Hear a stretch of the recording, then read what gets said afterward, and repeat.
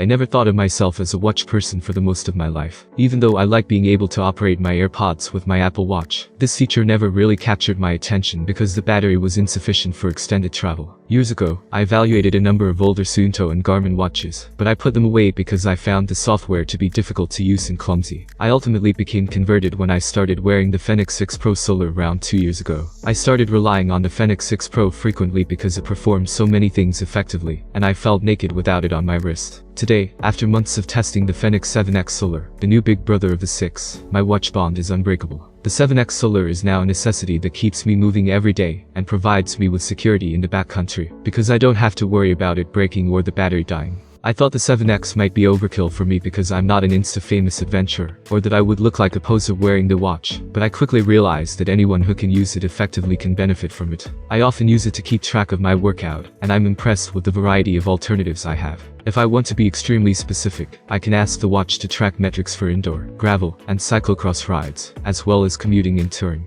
Let's use cycling as an example. Normally, I select the usual bike ride option. Everything from treadmill training to ultramarathons is tracked for runners. Additionally, it keeps track of pickleball, snowshoeing, bouldering, yoga, and kiteboarding. You will receive a ton of sleep data from the watch. The GPS establishes connections rapidly and is highly precise when tracking. In the Elk Range west of Aspen, Colorado, I recently went on 2 lengthy backcountry ski expeditions. I was able to look back at my tracks on a satellite map and see exactly where I skied. These data points included the little pullouts I positioned myself in a large, steep chute to avoid an avalanche route, while the other members of my company alternated skiing the line. Trackback is a function that I still keep on when I'm in the wilderness, even though I've happily never had to use it. It creates a digital breadcrumb trail as I walk through the mountains. In the event that I get lost or turn around, the watch's map and compass features can then direct me back down that path to my vehicle. It's a crucial insurance policy, and having it gives me much more confidence when navigating unfamiliar territory. When I initially saw the 7X, I dismissed its built-in flashlight as silly, yet it is quite handy. 3 LED, 2 white and 1 red that are placed at 12 between the watch strap and bezel, are part of this feature, according to Garmin. The flashlight is activated with 2 swift presses of the upper left button, after which you can alter its brightness or change it from white to red light. Although I don't treat my gear particularly tough, the watch has taken a lot of abuse from me while I've been skiing and working in the yard.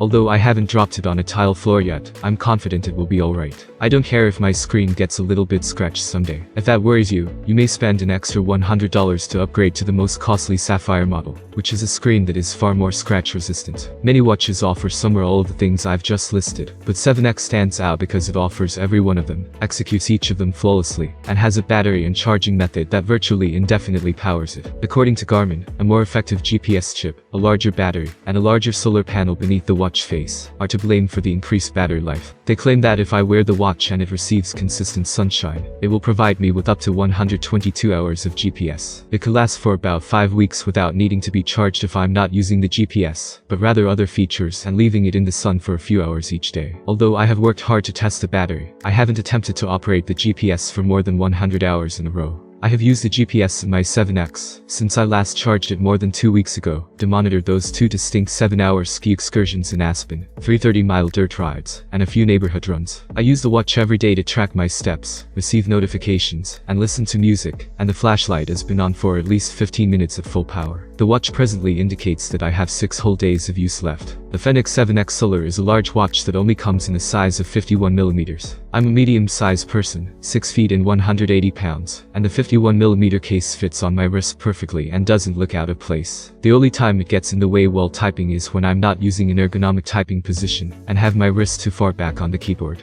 The huge stature could be disorderly or unappealing to smaller people. The touchscreen on the 7 series is also present, although I wasn't too impressed. I was accustomed to the buttons on the 6 Pro Solar after using it for years, so I didn't find the touchscreen navigation to be all that lot simpler. Because the screen on the Garmin is not as attractive as the one on the Apple Watch, scrolling and selecting features requires a little more deliberateness and a harder touch, which forces me to resort to the buttons. The 7XS screen isn't particularly impressive. I don't ever have to struggle to comprehend the content while reading it in the bright sun. The Garmin Epix 2 has a nicer screen, and has a touchscreen OLED that is brighter and has higher resolution. Although Garmin's menus have become better over time, I'm still not a great fan. After a week, I was able to navigate the 7X, but it was certainly purposeful and necessitated some Googling to get things to function as I had envisioned. There are probably things on the 7X that I haven't explored, in part because I don't need them, and in part because they are hidden too deeply. On the 7X, 7X, you can download topo maps for any continent, and there is a robust map feature. However, I haven't used any maps on the 7X because I find it impossible to follow a map on a watch screen. I greatly prefer to use Gaia GPS and other mapping apps on my phone.